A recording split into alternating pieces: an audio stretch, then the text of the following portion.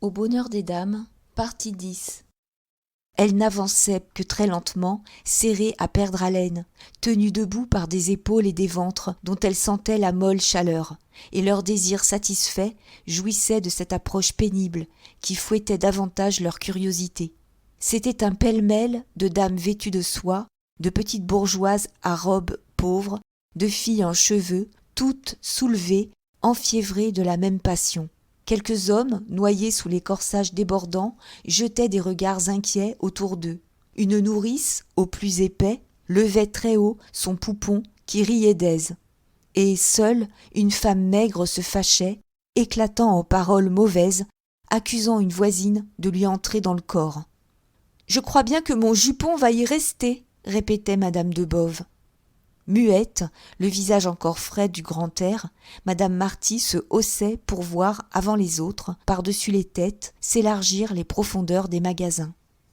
Les pupilles de ses yeux gris étaient minces comme celles d'une chatte arrivant du plein jour, et elle avait la chair reposée, le regard clair d'une personne qui s'éveille. « Ah, enfin !» dit-elle en poussant un soupir. Ces dames venaient de se dégager. Elles étaient dans le hall Saint-Augustin. Leur surprise fut grande de le trouver presque vide, mais un bien-être les envahissait. Il leur semblait entrer dans le printemps au sortir de l'hiver de la rue. Tandis que dehors soufflait le vent glacé des giboulées, déjà la belle saison, dans les galeries du bonheur, s'attiédissait avec les étoffes légères, l'éclat fleuri des nuances tendres, la gaieté champêtre des modes d'été et des ombrelles. « Regardez donc !» cria madame de Boves, immobilisée, les yeux en l'air. C'était l'exposition des ombrelles. Toutes ouvertes, arrondies comme des boucliers, elles couvraient le hall, de la baie vitrée du plafond à la simèse de chêne verni. Autour des arcades des étages supérieurs, elles dessinaient des festons. Le long des colonnes, elles descendaient en guirlandes. Sur les balustrades des galeries, jusque sur les rampes des escaliers, elles filaient en lignes serrées. Et partout, rangées symétriquement, bariolant les murs de rouge, de vert et de jaune, elles semblaient de grandes lanternes vénitiennes, allumées pour quelque fête colossale. Dans les angles, il y avait des motifs compliqués, des étoiles faites d'ombrelles à 39 sous, dont les teintes claires, bleu pâle, blanc crème, rose tendre, brûlaient avec une douceur de veilleuse.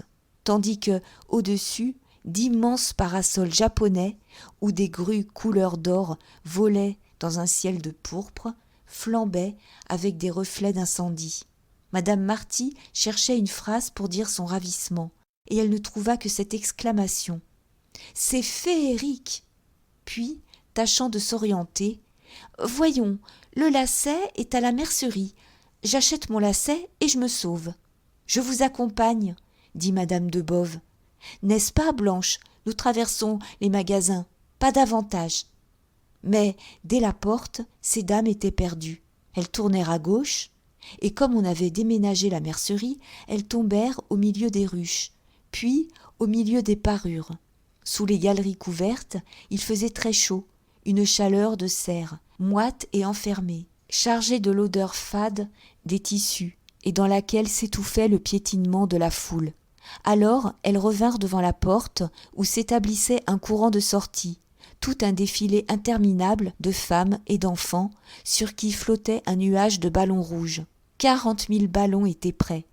Il y avait des garçons chargés spécialement de la distribution. À voir les acheteuses qui se retiraient, on aurait dit en l'air, au bout des fils invisibles, un vol d'énormes bulles de savon reflétant l'incendie des ombrelles. Le magasin en était tout illuminé. « C'est un monde !» déclarait madame de Boves. « On ne sait plus où l'on est. » Pourtant, ces dames ne pouvaient rester dans le remous de la porte, en pleine bousculade de l'entrée et de la sortie. L'inspecteur Jouve, heureusement, vint à leur secours. Il se tenait sous le vestibule, grave, attentif, dévisageant chaque femme au passage. Chargé spécialement de la police intérieure, il flairait les voleuses et suivait surtout les femmes grosses, lorsque la fièvre de leurs yeux l'inquiétait. « La mercerie, mesdames » dit-il obligeamment. « Allez à gauche, tenez, là-bas, derrière la bonnetterie. » Madame de Boves remercia. Mais madame Marty, en se retournant, n'avait plus trouvé près d'elle sa fille Valentine. Elle s'effrayait lorsqu'elle l'aperçut déjà loin, au bout du hall Saint-Augustin, profondément absorbée devant une table de proposition sur laquelle s'entassaient des cravates de femmes à 19 sous. Mouret pratiquait la proposition. Les articles offerts à voix haute, la cliente raccrochée et dévalisée, car il usait de toutes les réclames. Il se moquait de la discrétion de certains confrères, dont l'opinion était que les marchandises devaient parler toutes seules. Des vendeurs spéciaux, des Parisiens fainéants et blagueurs écoulaient ainsi des quantités considérables de petits objets de camelote. « Oh, maman !» murmura Valentine. « Vois donc ces cravates. Elles ont au coin un oiseau brodé. » Le commis faisait l'article, jurait que c'était tout soie, que le fabricant était en faillite et qu'on ne retrouverait jamais une occasion pareille. « 19 sous, est-ce possible ?» disait madame Marty, séduite comme sa fille. « Bah, je puis bien en prendre 2, ce n'est pas ça qui nous ruinera. » Madame de Boves restait dédaigneuse. Elle détestait la proposition. Un commis qui l'appelait la mettait en fuite. Surprise, madame Marty ne comprenait pas cette horreur nerveuse du boniment, car elle avait l'autre nature. Elle était des femmes heureuses de se laisser violenter, de baigner dans la caresse de l'offre publique, avec la jouissance de mettre ses mains partout et de perdre son temps en paroles inutiles. « Maintenant, reprit-elle vite, à mon lacet, je ne veux même plus rien voir. » Cependant, comme elle traversait les foulards et la ganterie, son cœur défaillit de nouveau. Il y avait là, sous la lumière diffuse, un étalage aux colorations vives et gaies, d'un effet ravissant. Les comptoirs, rangés symétriquement, semblaient être des plates-bandes, changeaient le hall en un parterre français où souriait la gamme tendre des fleurs. À nu sur le bois, dans des cartons éventrés, hors des casiers trop pleins, une moisson de foulards mettait le rouge vif des géraniums, le blanc laiteux des pétunias, le jaune d'or des chrysanthèmes, le bleu céleste des verveines. Et plus haut, sur des tiges de cuivre, s'enguirlandait une autre floraison, des fichus jetés, des rubans déroulés, tout un cordon éclatant qui se prolongeait, montait autour des colonnes, se multipliait dans les glaces. Mais ce qui ameutait la foule, c'était, à la ganterie, un chalet suisse fait uniquement avec des gants. Un chef-d'œuvre de Mignot qui avait exigé 2 jours de travail. D'abord, des gants noirs établissaient le rez-de-chaussée. Puis venaient des gants paille, réséda, sang de bœuf, distribués dans la décoration, bordant les fenêtres, indiquant les balcons, remplaçant les tuiles. « Que désire madame ?» demanda Mignot en voyant madame Marty plantée devant le chalet. « Voici des gants de Suède à 1,75 francs, première qualité. » Il avait la proposition acharnée, appelant les passantes du fond de son comptoir, les importunant de sa politesse. Comme elle refusait de la tête, il continua. « Des gants de Tyrol à 1,25 francs, des gants de Turin pour enfants, des gants brodés toutes couleurs. »« Non, merci, je n'ai besoin de rien, » déclara madame Marty. Mais il sentit que sa voix mollissait. Il l'attaqua plus rudement, en lui mettant sous les yeux les gants brodés. Et elle fut sans force. Elle en acheta une paire. Puis, comme madame de Boves la regardait avec un sourire, elle rougit. « Hein, suis-je enfant ? Si je ne me dépêche pas de prendre mon lacet et de me sauver, je suis perdue. » Par malheur, il y avait, à la mercerie, un encombrement tel qu'elle ne put se faire servir. Toutes deux attendaient depuis 10 minutes, et elles s'irritaient lorsque la rencontre de madame Bourdelais et de ses 3 enfants les occupa. Cette dernière expliquait de son air tranquille de jolie femme pratique qu'elle avait voulu montrer ça aux petits. Madeleine avait 10 ans, Edmond 8, Lucien 4, et ils riaient d'aise. C'était une partie à bon compte, promise depuis longtemps. « Elles sont drôles. Je vais acheter une ombrelle rouge, » dit tout d'un coup madame Marty, qui piétinait, impatientée de rester là à ne rien faire. Elle en choisit une de 14,50 francs. Madame Bourdelais, après avoir suivi l'achat d'un regard de blâme, lui dit amicalement « Vous avez bien tort de vous presser. Dans un mois, vous l'auriez eu pour 10 francs. Ce n'est pas moi qu'ils attraperont. Et elle fit toute une théorie de bonne ménagère. Puisque les magasins baissaient les prix, il n'y avait qu'à attendre. Elle ne voulait pas être exploitée par eux. C'était elle qui profitait de leurs véritables occasions. Même, elle y apportait une lutte de malice. Elle se vantait de ne leur avoir jamais laissé un sou de gain. « Voyons, finit-elle par dire, j'ai promis à mon petit monde de lui montrer des images, là-haut, dans le salon. Venez donc avec moi, vous avez le temps. » Alors, le lacet fut oublié. Madame Marty céda tout de suite, tandis que Madame de Boves refusait, préférant faire d'abord le tour du rez-de-chaussée. Du reste, ces dames espéraient bien se retrouver en haut. Madame Bourdelais cherchait un escalier lorsqu'elle aperçut l'un des ascenseurs, et elle y poussa les enfants pour compléter la partie. Madame Marty et Valentine entrèrent aussi dans l'étroite cage où l'on fut très serré. Mais les glaces, les banquettes de velours, la porte de cuivre ouvragée les occupaient à ce point qu'elles arrivèrent au premier étage sans avoir senti le glissement doux de la machine. Un autre régal les attendait d'ailleurs, dès la galerie des dentelles. Comme on passait devant le buffet, Madame Bourdelais ne manqua pas de gorger la petite famille de sirop. C'était une salle carrée avec un large comptoir de marbre. Aux deux bouts, des fontaines argentées laissaient couler un mince filet d'eau. Derrière, sur des tablettes, s'alignaient des bouteilles. 3 garçons continuellement essuyaient et emplissaient les verres. Pour contenir la clientèle altérée, on avait dû établir une queue, ainsi qu'aux portes des théâtres, à l'aide d'une barrière recouverte de velours. La foule s'y écrasait. Des personnes, perdant tout scrupule devant ces gourmandises gratuites, se rendaient malades. « Eh bien, où sont-elles donc » s'écria Madame Bourdelais lorsqu'elle se dégagea de la cohue après avoir essuyé les enfants avec son mouchoir. Mais elle aperçut Madame Marty et Valentine au fond d'une autre galerie, très loin, toutes deux noyées sous un déballage de jupons, achetaient encore. C'était fini. La mère et la fille disparurent dans la fièvre de dépenses qui les emportait. Quand elle arriva enfin au salon de lecture et de correspondance, Madame Bourdelais installa Madeleine, Edmond et Lucien devant la grande table.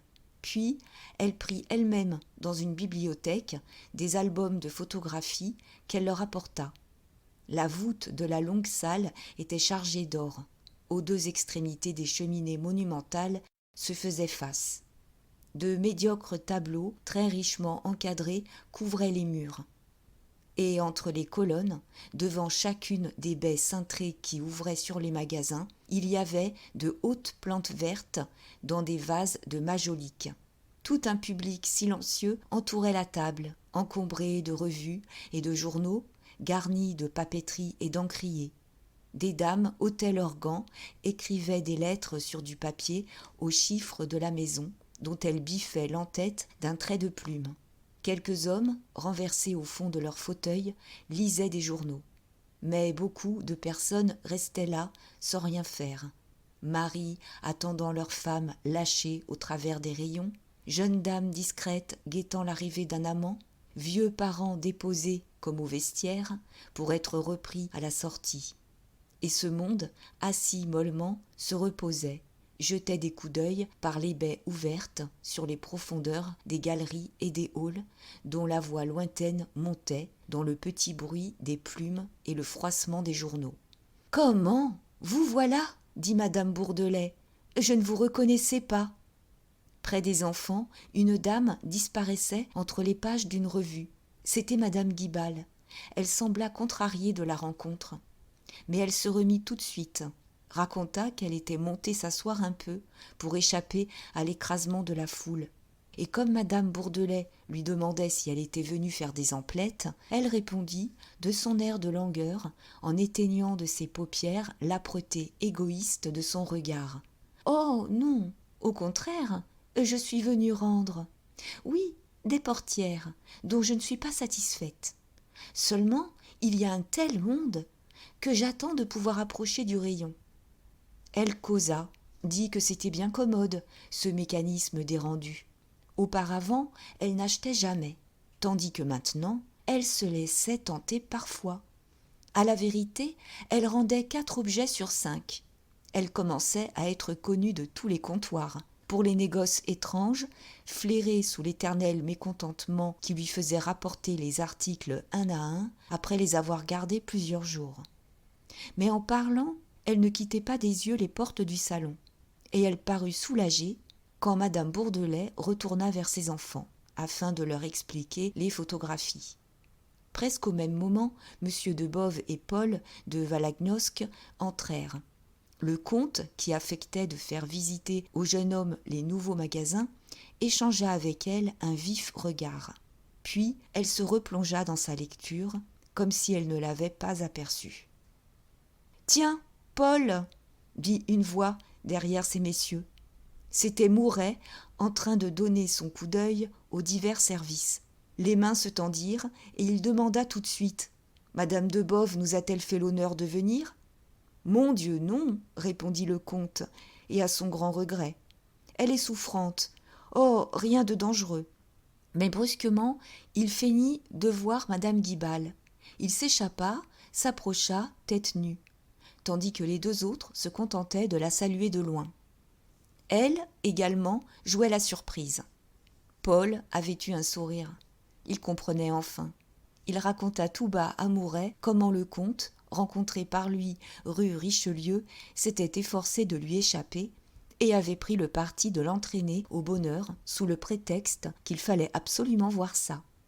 Depuis 1 an, la dame tirait de ce dernier l'argent et le plaisir qu'elle pouvait, n'écrivant jamais, lui donnant rendez-vous dans des lieux publics, les églises, les musées, les magasins, pour s'entendre.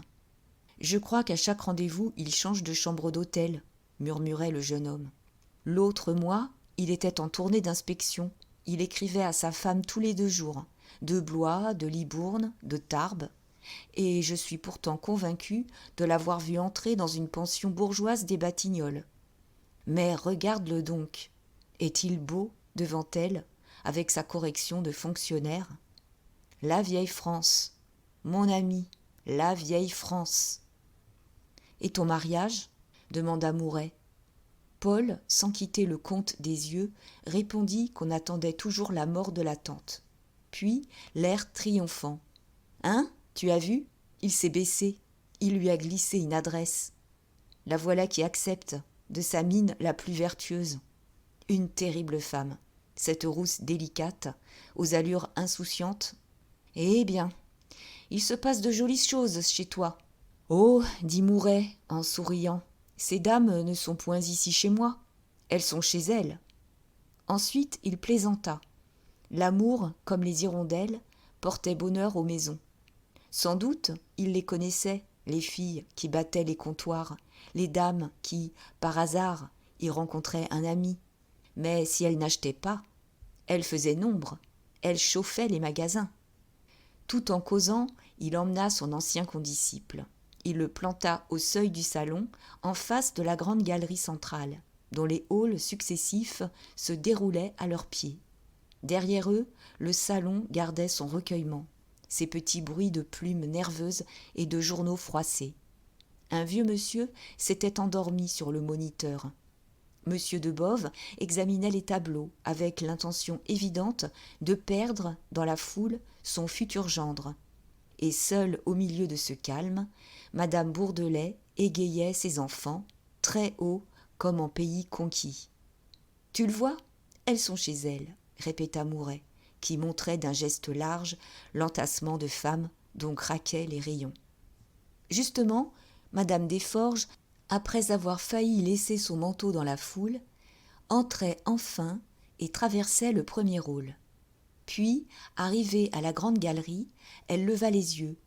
C'était comme une nef de gare, entourée par les rampes des 2 étages, coupée d'escaliers suspendus, traversée de ponts volants.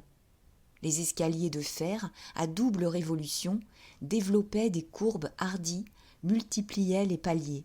Les ponts de fer, jetés sur le vide, filaient droit, très haut. Et tout ce fer mettait là, sous la lumière blanche des vitrages, une architecture légère, une dentelle compliquée, où passait le jour, la réalisation moderne d'un palais du rêve. d'une Babel entassant des étages, élargissant des salles, ouvrant des échappées sur d'autres étages et d'autres salles à l'infini. Du reste, le fer régnait partout. Le jeune architecte avait eu l'honnêteté et le courage de ne pas le déguiser sous une couche de badigeon imitant la pierre ou le bois. En bas, pour ne point nuire aux marchandises, la décoration était sobre, de grandes parties unies de teintes neutres. Puis, à mesure que la charpente métallique montait, les chapiteaux des colonnes devenaient plus riches, les rivets formaient fleurons, les consoles et les corbeaux se chargeaient de sculptures. Dans le haut, enfin, les peintures éclataient, le vert et le rouge, au milieu d'une prodigalité d'or, des flots d'or, des moissons d'or, jusqu'aux vitrages dont les verres étaient émaillés et niellés d'or. Sous les galeries couvertes, les briques apparentes des voûtins étaient également émaillées de couleurs vives. Des mosaïques et des faïences entraient dans l'ornementation, égayaient les frises, éclairaient de leurs notes fraîches la sévérité de l'ensemble. Tandis que les escaliers, aux rampes de velours rouge, étaient garnis d'une bande de fer découpée et polie, luisant comme l'acier d'une armure. Bien qu'elle connût déjà la nouvelle installation, Madame Desforges s'était arrêtée, saisie par la vie ardente qui animait ce jour-là l'immense nef. En bas, autour d'elle, continuait le remous de la foule, dont le double courant d'entrée et de sortie se faisait sentir jusqu'au rayon de la soie. Foule encore très mêlée, où pourtant l'après-midi amenait davantage de dames, parmi les petites bourgeoises et les ménagères. Beaucoup de femmes en deuil, avec leurs grandes voiles, toujours des nourrices fourvoyées, protégeant leurs poupons de leurs coudes élargis. Et cette mère, ses chapeaux bariolés, ses cheveux nus, blonds ou noirs, roulaient d'un bout de la galerie à l'autre, confus et décolorés au milieu de l'éclat vibrant des étoffes. Madame Desforges ne voyait de toutes parts que les grandes pancartes, aux chiffres énormes, dont les taches crues se détachaient sur les indiennes vives, les soies luisantes, les lainages sombres. Des piles de rubans écornaient les têtes. Un mur de flanelle avançait en promontoire. Partout, les glaces reculaient les magasins, reflétaient des étalages avec des coins de public, des visages renversés, des moitiés d'épaules et de bras. Pendant que, à gauche, à droite, les galeries latérales ouvraient des échappées, les enfoncements neigeux du blanc, les profondeurs mouchetées de la bonneterie, lointains perdus, éclairés par le coup de lumière de quelques baies vitrées, et où la foule n'était plus qu'une poussière humaine. Puis, lorsque Madame Desforges levait les yeux, c'était le long des escaliers, sur les ponts volants autour des rampes de chaque étage, une montée continue et bourdonnante, tout un peuple en l'air, voyageant dans les découpures de l'énorme charpente métallique, se dessinant en noir sur la clarté diffuse des vitres émaillées. De grands lustres dorés descendaient du plafond.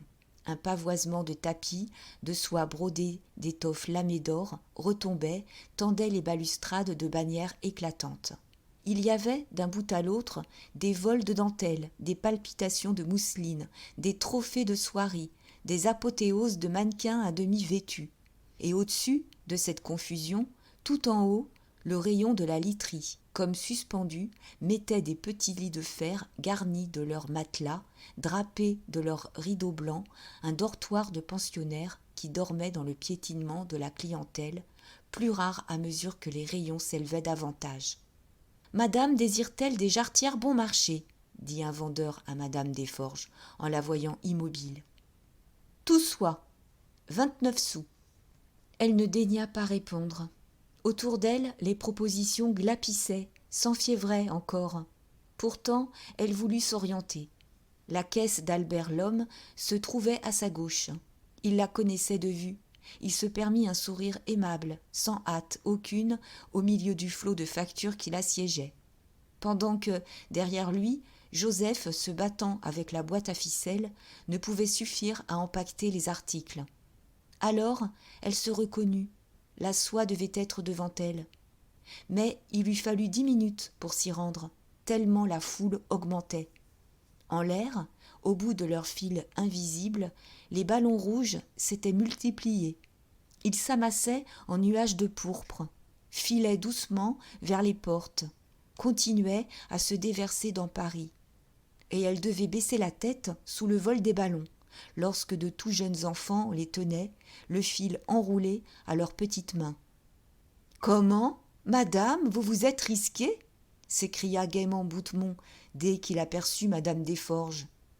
Maintenant, le chef de comptoir, introduit chez elle par Mouret lui-même, y allait parfois prendre le thé. Elle le trouvait commun, mais fort aimable, d'une belle humeur sanguine, qui la surprenait et l'amusait. D'ailleurs, l'avant-veille, il lui avait conté carrément les amours de Mouret et de Clara, sans calcul, par bêtise de gros garçons aimant à rire. Et, mordue de jalousie, cachant sa blessure sous des airs de dédain, elle venait pour tâcher de découvrir cette fille, une demoiselle des confections, avait-il dit simplement, en refusant de la nommer. « Est-ce que vous désirez quelque chose chez nous ?» reprit-il. « Mais certainement, sans quoi je ne serais pas venue. Avez-vous du foulard pour des matinées ?» Elle espérait obtenir de lui le nom de la demoiselle, prise du besoin de la voir.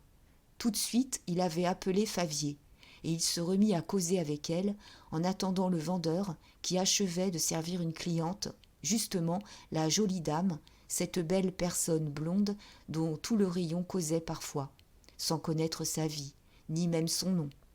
Cette fois, la jolie dame était en grand deuil. Tiens, qui avait-elle donc perdu ? Son mari ou son père ? Pas son père sans doute, car elle aurait paru plus triste. Alors, que disait-on ?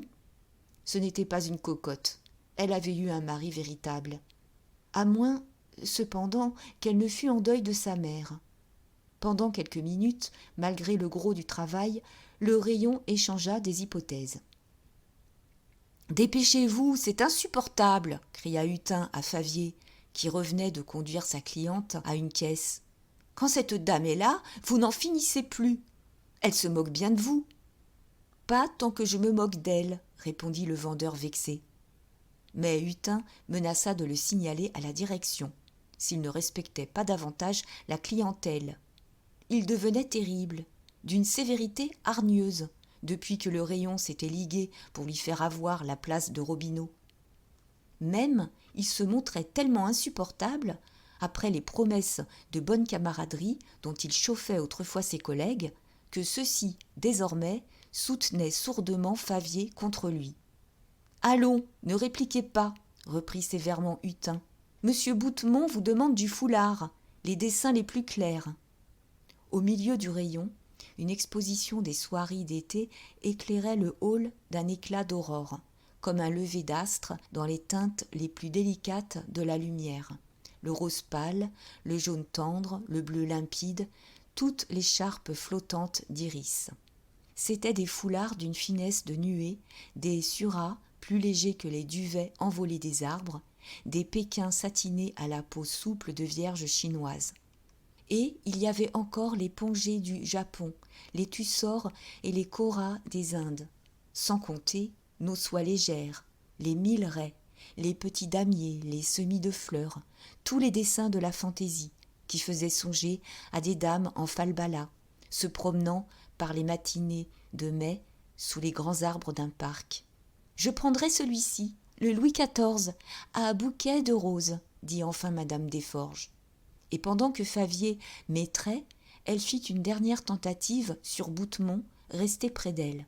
« Je vais monter aux confections voir les manteaux de voyage. Est-ce qu'elle est blonde, la demoiselle de votre histoire ?» Le chef de rayon, que son insistance commençait à inquiéter, se contenta de sourire. Mais, justement, Denise passait. Elle venait de remettre entre les mains de Liénard, au Mérinos, madame Boutarel, cette dame de province, qui débarquait à Paris 2 fois par an pour jeter aux 4 coins du bonheur l'argent qu'elle rognait sur son ménage.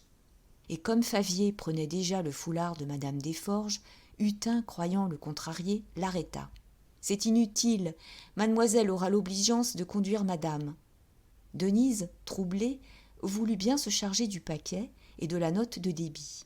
elle ne pouvait rencontrer le jeune homme face à face sans éprouver une honte, comme s'il lui rappelait une faute ancienne. Cependant, son rêve seul avait péché. « Dites-moi, » demanda tout bas madame Desforges à Boutemont, « n'est-ce pas cette fille si maladroite ?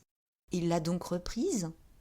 Mais c'est elle, l'héroïne de l'aventure. » « Peut-être, » répondit le chef de rayon, toujours souriant et bien décidé à ne pas dire la vérité. Alors, précédée de Denise, madame Desforges monta lentement l'escalier. Il lui fallait s'arrêter toutes les 3 secondes pour ne pas être emporté par le flot qui descendait. Dans la vibration vivante de la maison entière, les limons de fer avaient sous les pieds un branle sensible, comme tremblant aux haleines de la foule.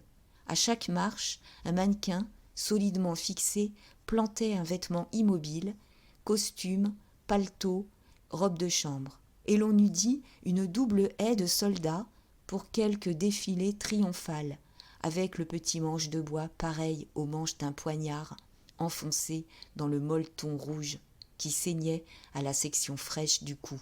Madame Desforges arrivait enfin au premier étage, lorsqu'une poussée plus rude que les autres l'immobilisa un instant. Elle avait maintenant, au-dessous d'elle, les rayons du rez-de-chaussée. Ce peuple de clientes épandues qu'elle venait de traverser. C'était un nouveau spectacle, un océan de têtes vues en raccourci, cachant les corsages grouillant dans une agitation de fourmilière. Les pancartes blanches n'étaient plus que des lignes minces, les piles de rubans s'écrasaient, le promontoire de flanelle coupait la galerie d'un mur étroit, tandis que les tapis et les soies brodées qui pavoisaient les balustrades pendaient à ses pieds, ainsi que des bannières de procession, accrochées sous le jubé d'une église. Au loin, elle apercevait des angles de galeries latérales, comme du haut des charpentes d'un clocher on distingue des coins de rue voisines où remuent les taches noires des passants. Mais ce qui la surprenait surtout, dans la fatigue de ses yeux aveuglés par le pêle-mêle éclatant des couleurs, c'était, lorsqu'elle fermait les paupières, de sentir davantage la foule, à son bruit sourd de marée montante et à la chaleur humaine qu'elle exhalait. Une fine poussière s'élevait des planchers, chargée de l'odeur de la femme, l'odeur de son linge et de sa nuque, de ses jupes et de sa chevelure. Une odeur pénétrante, envahissante, qui semblait être l'encens de ce temple élevé au culte de son corps. Cependant, Mouret, toujours debout devant le salon de lecture, en compagnie de Valagnosc, respirait cette odeur, s'en grisait en répétant « Elles sont chez elles. J'en connais qui passent la journée ici, à manger des gâteaux et à écrire leur correspondance. Il ne me reste qu'à les coucher. » Cette plaisanterie fit sourire Paul, qui, dans l'ennui de son pessimisme, continuait à trouver inepte la turbulence de cette humanité pour des chiffons. Quand il venait serrer la main de son ancien condisciple, il s'en allait, presque vexé, de le voir si vibrant de vie au milieu de son peuple de coquettes. Est-ce qu'une d'elles, le cerveau et le cœur vides, ne lui apprendrait pas la bêtise et l'inutilité de l'existence ? Justement, ce jour-là, Octave semblait perdre de son bel équilibre. Lui qui, d'habitude, soufflait la fièvre à ses clientes, avec la grâce tranquille d'un opérateur, il était comme pris dans la crise de passion dont peu à peu les magasins brûlaient. Depuis qu'il avait vu Denise et madame Desforges monter le grand escalier, il parlait plus haut, gesticulait sans le vouloir, et tout en affectant de ne pas tourner la tête vers elle, il s'animait ainsi davantage à mesure qu'il les sentait approcher. Son visage se colorait, ses yeux avaient un peu du ravissement éperdu dont vacillaient à la longue les yeux des acheteuses. « On doit rudement vous voler » murmura Valagnosc, qui trouvait à la foule des airs criminels. Mouret avait ouvert les bras tout grands. « Mon cher, ça dépasse l'imagination !» Et nerveusement, enchanté d'avoir un sujet, il donnait des détails intarissables, racontait des faits, en tirait un classement. D'abord, il citait les voleuses de profession, celles qui faisaient le moins de mal, car la police les connaissait presque toutes. Puis venaient les voleuses par manie, une perversion du désir, une névrose nouvelle qu'un aliéniste avait classée en y constatant le résultat aigu de la tentation exercée par les grands magasins. Enfin, il y avait les femmes enceintes, dont les vols se spécialisaient. Ainsi, chez une d'elles, le commissaire de police avait découvert 248 paires de gants roses volés dans tous les comptoirs de Paris. « C'est donc ça que les femmes ont ici des yeux si drôles ?» murmurait Valagnosc. Je les regardais avec leur mine gourmande et honteuse de créatures en folie. Une jolie école d'honnêteté. « Dame, répondit Mouret, on a beau les mettre chez elles, on ne peut pourtant pas leur laisser emporter les marchandises sous leur manteau. Et des personnes très distinguées.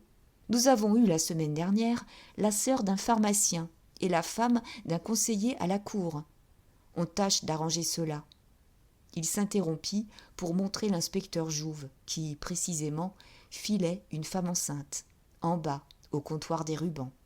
Cette femme, dont le ventre énorme souffrait beaucoup des poussées du public, était accompagnée d'une amie chargée de la défendre, sans doute contre les chocs trop rudes. Et chaque fois qu'elle s'arrêtait devant un rayon, Jouve ne la quittait plus des yeux, tandis que l'amie, près d'elle, fouillait à son aise au fond des casiers. « Oh, il la pincera, » reprit Mouret, « il connaît toutes leurs inventions. » Mais sa voix trembla, il eut un rire contraint. Denise et Henriette, qu'il n'avait cessé de guetter, passaient enfin derrière lui, après avoir eu beaucoup de mal à se dégager de la foule. Et il se tourna, il salua sa cliente du salut discret d'un ami qui ne veut pas compromettre une femme en l'arrêtant au milieu du monde. Seulement, celle-ci, mise en éveil, s'était très bien aperçue du regard dont il avait d'abord enveloppé Denise. Cette fille, décidément, devait être la rivale qu'elle avait eu la curiosité de venir voir. Aux confections, les vendeuses perdaient la tête. 2 demoiselles étaient malades et madame Frédéric, la seconde, avait tranquillement donné son congé, la veille, passant à la caisse pour faire régler son compte, lâchant le bonheur d'une minute à l'autre, comme le bonheur lui-même lâchait ses employés. Depuis le matin, dans le coup de fièvre de la vente, on ne causait que de cette aventure. Clara, maintenue au rayon par le caprice de Mouret, trouvait ça très chic. Marguerite racontait l'exaspération de Bourdoncle, tandis que madame Aurélie, vexée, déclarait que madame Frédéric aurait au moins dû la prévenir, car on n'avait pas idée d'une dissimulation pareille. Bien que celle-ci n'eût jamais fait une confidence à personne, on la soupçonnait, cependant, d'avoir quitté les nouveautés pour épouser le propriétaire d'un établissement de bains du côté des Halles. « C'est un manteau de voyage que madame désire ?» demanda Denise à madame Desforges, après lui avoir offert une chaise. « Oui, » répondit sèchement cette dernière, décidée à être impolie. La nouvelle installation du rayon était d'une sévérité riche, de hautes armoires de chêne sculptées, des glaces tenant la largeur des panneaux, une moquette rouge qui étouffait le piétinement continu des clientes. Pendant que Denise était allée chercher des manteaux de voyage, madame Desforges, qui regardait autour d'elle, s'aperçut dans une glace, et elle restait à se contempler. Elle vieillissait donc, qu'on la trompait pour la première fille venue. La glace reflétait le rayon entier, avec sa turbulence. Mais elle ne voyait que sa face pâle. Elle n'entendait pas, derrière elle, Clara qui racontait à Marguerite une des cachotteries de madame Frédéric, la façon dont celle-ci faisait le tour, matin et soir, en enfilant le passage Choiseul, afin de donner l'idée qu'elle logeait peut-être sur la rive gauche. « Voici nos derniers modèles, » dit Denise. « Nous les avons en plusieurs couleurs. » Elle étalait 4 ou 5 manteaux. Madame Desforges les considérait d'un air dédaigneux. Et à chacun, elle devenait plus dure. Pourquoi ces fronces qui étriquaient le vêtement? Et celui-ci, carré des épaules, ne l'aurait-on pas dit taillé à coups de hache? On avait beau aller en voyage, on ne s'habillait pas comme une guérite. Montrez-moi autre chose, mademoiselle. Denise dépliait les vêtements, les repliait, sans se permettre un geste d'humeur. Et c'était cette sérénité dans la patience qui exaspérait davantage madame Desforges. Ses regards continuellement retournaient à la glace, en face d'elle. Maintenant, elle s'y regardait près de Denise. Elle établissait des comparaisons. Était-ce possible qu'on lui eût préféré cette créature insignifiante ? Elle se souvenait, cette créature était bien celle qu'elle avait vue, autrefois, faire à ses débuts une figure si sotte, maladroite comme une gardeuse d'oies qui débarque de son village. Sans doute aujourd'hui, elle se tenait mieux, l'air pincé et correct, dans sa robe de soie. Seulement, quelle pauvreté, quelle banalité ! « Je vais soumettre à madame d'autres modèles, » disait tranquillement Denise. Quand elle revint, la scène recommença. Puis ce furent les draps, qui étaient trop lourds et qui ne valaient rien. Madame Desforges se tournait, élevait la voix, tâchait d'attirer l'attention de madame Aurélie, dans l'espoir de faire gronder la jeune fille. Mais celle-ci, depuis sa rentrée, avait conquis peu à peu le rayon. Elle y était chez elle à présent, et la première lui reconnaissait même des qualités rares de vendeuse, la douceur obstinée, la conviction souriante. Aussi, madame Aurélie haussa-t-elle légèrement les épaules en se gardant d'intervenir. « Si madame voulait bien m'indiquer le genre ?» demandait de nouveau Denise avec son insistance polie que rien ne décourageait. « Mais puisque vous n'avez rien !» cria madame Desforges. Elle s'interrompit, étonnée de sentir une main se poser sur son épaule. C'était madame Marty, que sa crise de dépenses emportait au travers des magasins. Ses achats avaient tellement grossi depuis les cravates, les gants brodés et l'ombrelle rouge que le dernier vendeur venait de se décider à mettre sur une chaise le paquet qui lui aurait cassé les bras. Et il la précédait en tirant cette chaise où s'entassaient des jupons, des serviettes, des rideaux, une lampe, 3 paillassons. « Tiens, dit-elle, vous achetez un manteau de voyage ?»« Oh, mon Dieu, non !» répondit madame Desforges. « Ils sont affreux. » Mais madame Marty était tombée sur un manteau à rayures qu'elle ne trouvait pourtant pas mal. Sa fille Valentine l'examinait déjà. Alors, Denise appela Marguerite pour débarrasser le rayon de l'article, un modèle de l'année précédente, que cette dernière, sur un coup d'œil de sa camarade, présenta comme une occasion exceptionnelle. Quand elle eut juré qu'on l'avait baissé de prix 2 fois, que de 150 on l'avait mis à 130 et qu'il était maintenant à 110, madame Marty fut sans force contre la tentation du bon marché.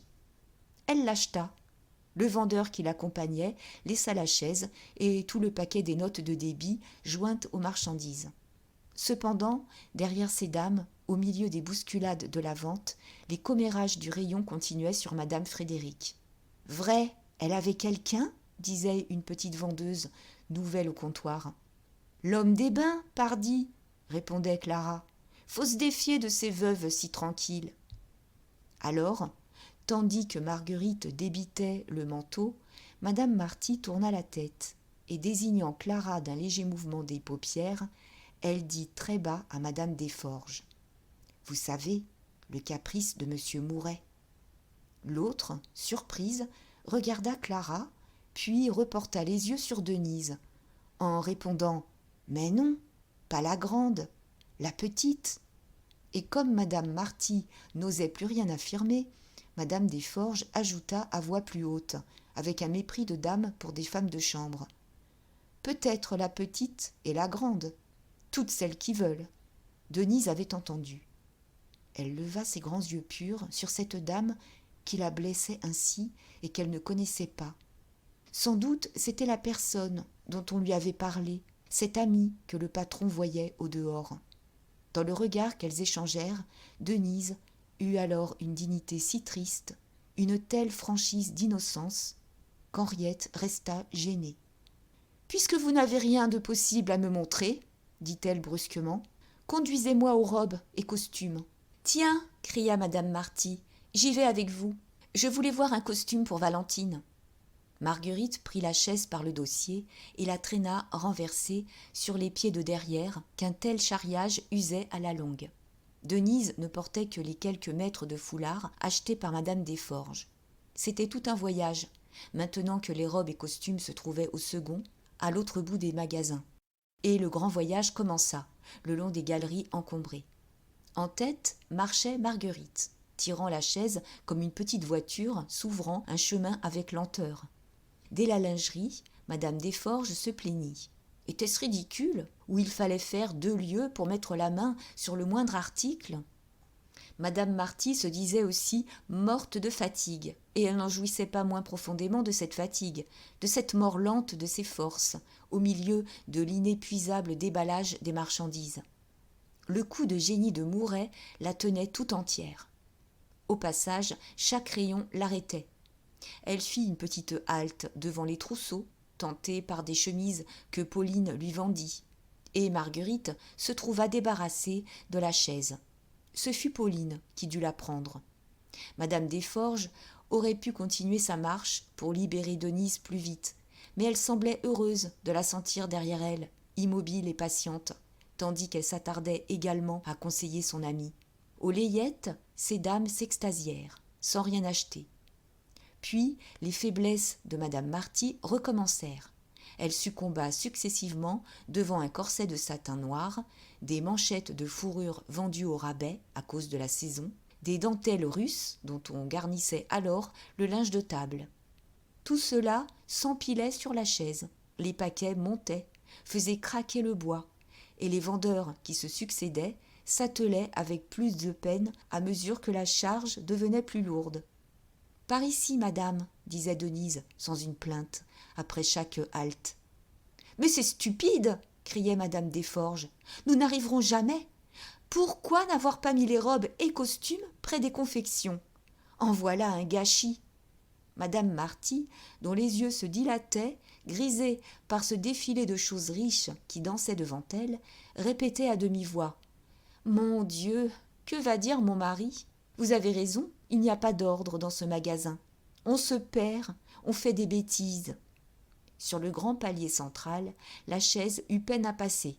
Mouret, justement, venait d'encombrer le palier d'un déballage d'articles de Paris, des coupes montées sur du zinc doré, des nécessaires et des caves à liqueurs de Camelot, trouvant qu'on y circulait trop librement, que la foule ne s'y étouffait pas.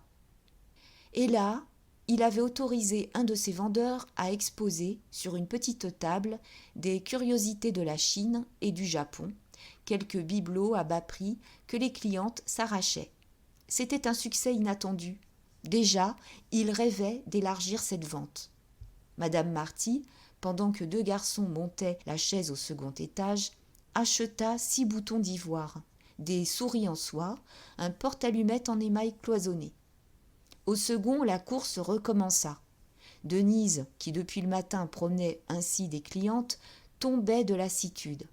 Mais elle restait correcte, avec sa douceur polie. Elle dut encore attendre ces dames aux étoffes d'ameublement, où une cretonne ravissante avait accroché madame Marty. Puis, aux meubles, ce fut une table à ouvrage, dont cette dernière eut le désir. Ses mains tremblaient, elle suppliait en riant madame Desforges de l'empêcher de dépenser davantage, lorsque la rencontre de madame Guibal lui apporta une excuse. C'était au rayon des tapis. Celle-ci venait enfin de monter rendre tout un achat de portières d'Orient, fait par elle depuis 5 jours. Et elle causait, debout, devant le vendeur, un grand gaillard dont les bras de lutteur remuaient du matin au soir des charges à tuer un bœuf. Naturellement, il était consterné par ce rendu qui lui enlevait son temps pour cent. Aussi tâchait-il d'embarrasser la cliente, flairant quelque aventure louche, sans doute un bal donné avec les portières, prise au bonheur, puis renvoyée, afin d'éviter une location chez un tapissier. Il savait que cela se faisait parfois dans la bourgeoisie économe. Madame devait avoir une raison pour les rendre. Si c'étaient les dessins ou les couleurs qui n'allaient pas à madame, il lui montrerait autre chose. Il avait un assortiment très complet. À toutes ces insinuations, madame Guibal répondait tranquillement, de son air assuré de femme reine, que les portières ne lui plaisaient plus, sans daigner ajouter une explication. Elle refusa d'en voir d'autres, et il dut s'incliner, car les vendeurs avaient ordre de reprendre les marchandises, même s'ils s'apercevaient qu'on s'en fût servi. Comme les 3 dames s'éloignaient ensemble, et que madame Marty revenait avec remords sur la table à ouvrage dont elle n'avait aucun besoin, madame Guibal lui dit de sa voix tranquille : « Eh bien, vous la rendrez. Vous avez vu ? Ce n'est pas plus difficile que ça. Laissez-la toujours porter chez vous. On la met dans son salon, on la regarde, puis quand elle vous ennuie, on la rend. C'est une idée, cria madame Marty. Si mon mari se fâche trop fort, je leur rends tout. Et ce fut pour elle l'excuse suprême. Elle ne compta plus, elle acheta encore, avec le sourd besoin de tout garder, car elle n'était pas des femmes qui rendent. Enfin, on arriva aux robes et costumes. Mais, comme Denise allait remettre à des vendeuses le foulard acheté par madame Desforges, celle-ci parut se raviser et déclara que, décidément, elle prendrait un des manteaux de voyage, le gris clair, et Denise dut attendre complaisamment pour la ramener aux confections. La jeune femme sentait bien la volonté de la traiter en servante dans ses caprices de cliente impérieuse. Seulement, elle s'était jurée de rester à son devoir. Elle gardait son attitude calme, malgré les bonds de son cœur et les révoltes de sa fierté. Madame Desforges n'acheta rien aux robes et costumes. « Oh, maman, disait Valentine, ce petit costume-là, s'il est à ma taille ?» Tout bas, madame Guibal expliquait à madame Marty sa tactique. Quand une robe lui plaisait dans un magasin, elle se la faisait envoyer, en prenait le patron, puis la rendait. Et madame Marty acheta le costume pour sa fille, en murmurant « Bonne idée, vous êtes pratique, vous, chère madame. » On avait dû abandonner la chaise. Elle était restée en détresse, au rayon des meubles, à côté de la table à ouvrage. Le poids devenait trop lourd. Les pieds de derrière menaçaient de casser. Et il était convenu que tous les achats seraient centralisés à une caisse pour être descendus ensuite au service du départ. Alors ces dames, toujours conduites par Denise, vagabondèrent. On les revit de nouveau dans tous les rayons. Il n'y avait plus qu'elles sur les marches des escaliers et le long des galeries. Des rencontres, à chaque instant, les arrêtaient. Ce fut ainsi que, près du salon de lecture, elles retrouvèrent madame Bourdelais et ses 3 enfants. Les petits étaient chargés de paquets. Madeleine avait sous le bras une robe pour elle, Edmond portait une collection de petits souliers, tandis que le plus jeune, Lucien, était coiffé d'un képi neuf. « Toi aussi, dit en riant madame Desforges à son amie de pension. « Ne m'en parle pas, s'écria madame Bourdelais. Je suis furieuse. Ils vous prennent par ces petits êtres maintenant. Tu sais si je fais des folies pour moi. Même, comment veux-tu résister à des bébés qui ont envie de tout? J'étais venue les promener, et voilà que je dévalise les magasins. » Justement, Mouret, qui se trouvait encore là, en compagnie de Valagnosc et de M. de Boves, l'écoutait d'un air souriant. Elle l'aperçut. Elle se plaignit gaiement, avec un fond d'irritation réelle, de ces pièges tendus à la tendresse des mères. L'idée qu'elle venait de céder aux fièvres de la réclame la soulevait, et lui, toujours souriant, s'inclinait, jouissait de ce triomphe. M. de Boves avait manœuvré de façon à se rapprocher de madame Guibal, qu'il finit par suivre en tâchant une seconde fois de perdre Valagnosc, mais celui-ci, fatigué de la cohue, se hâta de rejoindre le comte. Denise, de nouveau, s'était arrêtée pour attendre ces dames. Elle tournait le dos. Mouret lui-même affectait de ne pas la voir. Dès lors, madame Desforges, avec son flair délicat de femme jalouse, ne douta plus. Tandis qu'il la complimentait et qu'il faisait quelques pas près d'elle en maître de maison galant, elle réfléchissait. Elle se demandait comment le convaincre de sa trahison. Cependant, M. de Boves et Valagnosc, qui marchaient en avant avec madame Guibal, arrivaient au rayon des dentelles. C'était près des confections. Un salon luxueux, garni de casiers, dont les tiroirs de chêne sculptés se rabattaient. Autour des colonnes, recouvertes de velours rouge, montaient des spirales de dentelle blanche. Et, d'un bout à l'autre de la pièce, filaient des vols de guipure, tandis que, sur les comptoirs, il y avait des éboulements de grandes cartes, toutes pelotonnées, de Valenciennes, de Malines, de Point à l'aiguille. Au fond, 2 dames étaient assises devant un transparent de soie mauve, sur lequel Deloche jetait des pointes de chantilly. Et elles regardaient sans se décider, silencieuses. « Tiens, dit Valagnosc, très surpris, vous disiez madame de Boves souffrante, mais la voilà debout, là-bas, avec mademoiselle Blanche. » Le comte ne put retenir un sursaut, en jetant un regard oblique sur madame Guibal. « C'est ma foi vrai, dit-il. Dans le salon, il faisait très chaud. Les clientes, qui s'y étouffaient, avaient des visages pâles aux yeux luisants. On eût dit que toutes les séductions des magasins aboutissaient à cette tentation suprême, que c'était là l'alcôve reculée de la chute, le coin de perdition où les plus fortes succombaient. Les mains s'enfonçaient parmi les pièces débordantes et elles en gardaient un tremblement d'ivresse. « Je crois que ces dames vous ruinent, » reprit Valagnosc, amusé par la rencontre. Monsieur de Boves eut le geste d'un mari d'autant plus sûr de la raison de sa femme qui ne lui donne pas un sou. Celle-ci, après avoir battu tous les rayons avec sa fille, sans rien acheter, venait d'échouer aux dentelles, dans une rage de désir inassouvi. Brisée de fatigue, elle se tenait pourtant debout devant un comptoir. Elle fouillait dans le tas, ses mains devenaient molles, des chaleurs lui montaient aux épaules. Puis, brusquement, comme sa fille tournait la tête et que le vendeur s'éloignait, elle voulut glisser sous son manteau une pièce de point d'Alençon. Mais elle tressaillit. Elle lâcha la pièce, en entendant la voix de Valagnosc qui disait gaiement « Nous vous surprenons, madame !» Pendant quelques secondes, elle demeura muette, toute blanche. Ensuite, elle expliqua que, se sentant beaucoup mieux, elle avait désiré prendre l'air. Et en remarquant enfin que son mari se trouvait avec madame Guibal, elle se remit complètement. Elle les regarda d'un air si digne que celle-ci crut devoir dire « J'étais avec madame Desforges, ces messieurs nous ont rencontrés. » Précisément, les autres dames arrivaient. Mouret les avait accompagnées et il les retint un instant encore pour leur montrer l'inspecteur Jouve qui filait toujours la femme enceinte et son amie. C'était très curieux, on ne s'imaginait pas le nombre de voleuses qu'on arrêtait aux dentelles. Madame de Boves, qui l'écoutait, se voyait entre deux gendarmes, avec ses 45 ans, son luxe, la haute situation de son mari, et elle était sans remords. Elle songeait qu'elle aurait dû glisser le coupon dans sa manche. Jouve, cependant, venait de se décider à mettre la main sur la femme enceinte, désespérant de la prendre en flagrant délit, la soupçonnant d'ailleurs de s'être rempli les poches d'un tour de doigt si habile qu'il lui échappait. Mais, quand il l'eut emmenée à l'écart et fouillé, il éprouva la confusion de ne rien trouver sur elle. Pas une cravate, pas un bouton. L'ami avait disparu. Tout d'un coup, il comprit. La femme enceinte n'était là que pour l'occuper. C'était l'ami qui volait. L'histoire amusa ces dames.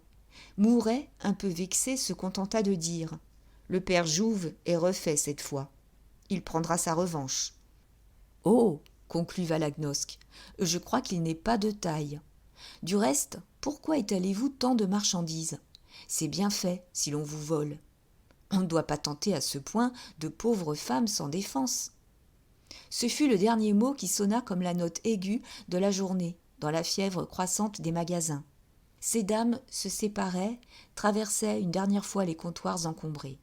Il était 4 heures, les rayons du soleil à son coucher entraient obliquement par les larges baies de la façade, éclairaient de biais les vitrages des halls, et dans cette clarté d'un rouge d'incendie, montaient, pareilles à une vapeur d'or, les poussières épaissies, soulevées depuis le matin par le piétinement de la foule. Une nappe enfilait la grande galerie centrale, découpait sur un fond de flammes les escaliers, les ponts volants, toute cette guipure de fer suspendu.